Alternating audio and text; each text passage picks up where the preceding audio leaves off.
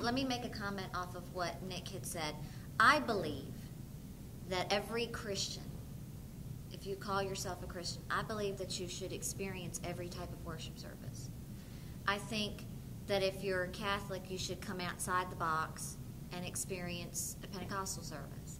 If you're Pentecostal, you should experience a Catholic. You should experience a Presbyterian or a Black Gospel or, a Jewish, Messianic Jewish service, because they're all God. But as long as we stay within our box, we'll never be able to recognize what God's doing in another geographic area or in another place. So that was my comment. I do want to change, and I want to talk to Matt. I want to pose this question to you. I really feel that in this hour and in this day, God is really bringing order back to praise and worship. And the Bible says that you will enter his gates with thanksgiving and into his courts with praise. Yes. And you can't violate that order.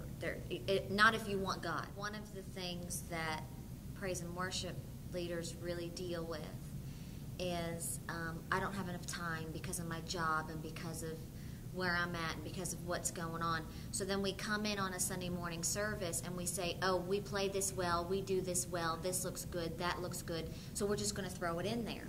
But it's really not what God has said. And if we don't spend the time with the Lord to find out what's on his heart and what's on his mind, to know what he wants to say to the church through the music, then we are hyping up. We are just playing out of our flesh, and that's not what God has called us to do. For that musician to have come and played at the request of the prophet, they had to know what was on God's heart and God's mind in order to play so that the Lord can speak to the prophet so the prophet could speak to the people. If he or she, I'm going to say he or she because I'm a girl, but if he or she came to play and they just played what they played best, I don't believe that God would have been able to move.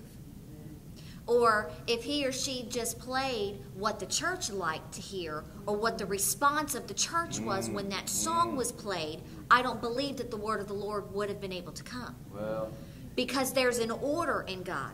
And we have churches all over that we have praise and worship leaders that do not spend the time with the Lord like they need to. And a lot of it is that their character doesn't match up with the talent. So here they are, an arrow of God, because God says he will pull an arrow out, right, and he'll shoot it off. Well, if your character is not where it needs to be, then your arrow is crooked. And when God shoots you off, you're going to hit the wrong target.